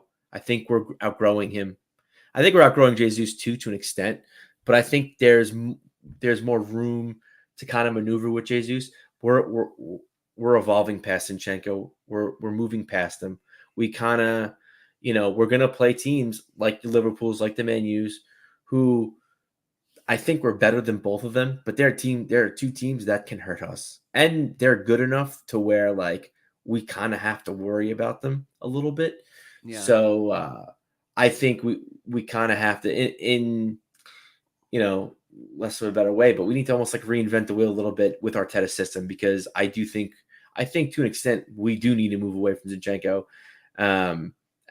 as far as us playing, at the very least playing the top half of the table. Yeah. It's been fun. 2 hours. Yes. I think that's a good place to wrap it up. So I've got some dogs to feed. Yeah, and I just don't feel like talking to the two of you fuckers anymore. That's fine. That's fine. I've been talking to him all day. It's like I didn't get enough of him last week. All day. That's a little much. TJ, give us a final thought, and thank you so much for being a part of this show. But yeah, give us a final thought. Yeah. Final thought is we're in for another ride. I think Michael Scott said it best. I'm ready to get hurt again. Here we are, guys. We are now 9 days now. 9 days. Story of a girl. We are 9 days away from our opening game against Wolves. And we are about to go on another huge ride that I think is going to define Arsenal as a football club for the next 10 years, or 10 to 15 years. That is my final thought. And I hope this manager figures it out, because if he doesn't, I think a lot of things will change, and a lot of things will change very quickly. So again, thank you guys very much. Meeting you guys in Philly was fantastic. Thank you for being such good dudes. Showing my wife that I'm not just hanging out with absolute fucking weirdos on the internet. You guys are a little weird, but we're weird. No, trust me, very weird. Very weird. So am I. So it's fine. You guys aren't going around the bar nut tapping random people, so I appreciate that. Oh yeah. Forgot about that. And yeah, you guys can find me on people watching this on playback. Make sure you're smashing likes. Summon to these guys. You can find me on TJ Warren TV if you want. We're running jokes. We will have Ryan on. We will have BG back on the American Idiot Show. Both of them. It's a show where we're idiots and we're Americans, and people can come on and hang out with us. So subscribe, hang out, and yeah, thank you guys so much for having me on. This has been a lot of fun. Yeah, absolute pleasure. The pleasure has been all ours. I promise you that, because we don't give out pleasure. So that's just not. Well, all right. Speak for Unless yourself. it's Hot Connor. Unless it's Hot Connor. Unless no. He gives me all the pleasure. Believe me. Ryan, final thought. I mean, obviously, it was a pleasure having TJ on. I'm excited to get into more shenanigans with him. And yeah, I mean, this season is going to be interesting. I know we have one more preseason game to go, and one more show. I mean, I would think one more show to go before our season starts. And it's going to be that's the one thing where I know people hate it. I love it. I love just analyzing what Arteta does because it's just interesting. But like, we have to, but TJ's right. We have to do something. We have to all right, cool. Like, it's fun. Like, you're reinventing the wheel and everything, and like making up this left 8 thing and like this whole like system of wheels and pulleys and levers and shit. It's awesome. It's fun to look at, but you have to show something for it. So, yeah, we have to win a trophy this season. No ifs, fans or buts. And yeah, I'm just excited to watch more Arsenal and analyze more Arsenal and watch more football, which kind of tease people a little bit. Me and BG have a new show coming next week. I think it's next week. I get my shit mixed up. We're gonna go into the betting sphere a little bit. We're gonna, with our friend 3-Point Sniper, we're gonna be taking over betting a little bit and have a show for you guys. We're gonna get more into it next week, but yeah, get your wallets out because we're gonna make you guys some money. I hope. I'm not. No. Thank you both, Ryan and TJ. It's always fun. Private Ping Pong. Flawless, Mr. Take Note, Sarcasm FC. The lovely Megan Murphy was in there. For those that don't know, that is Ryan's better half. Philly Gooner. Bronx Gunner, always a pleasure. My friend Gary was in there at the very beginning. Ryan, Detroit Gooner, he was in there as well. I don't think I missed anyone in the chat. Alex, I'm sorry, Alex, I did miss you, but got you now. You were out there. Thank you, everybody. If you have survived this long show, we really appreciate it. Like TJ said, make sure you're hitting that like button, subscribe if you are not already to the YouTube channel. We would greatly appreciate that. And yeah, we will be back Tuesday at, 3 p.m.? Tuesday at 3 p.m. with the annual preview show. Season preview show will be Tuesday at 3 p.m. Eastern time. Stay tuned for that. We will have more information on the betting show, which will be coming along next Thursday at 3 p.m. Mark your calendars. And again, make sure you subscribe to the channel and click the bell icon so you get the notifications whenever we go live. Yeah, I think that's it. Fellas, we covered a lot. In the words of Harry Carey, we covered a lot of topics, had a few laughs. And next week, I think we're going to have Albert Einstein on. What's that? He's dead. Hell, we'll try to get him anyway. Cubs win. Good footy talk, everyone. We'll Jesus see you. Christ.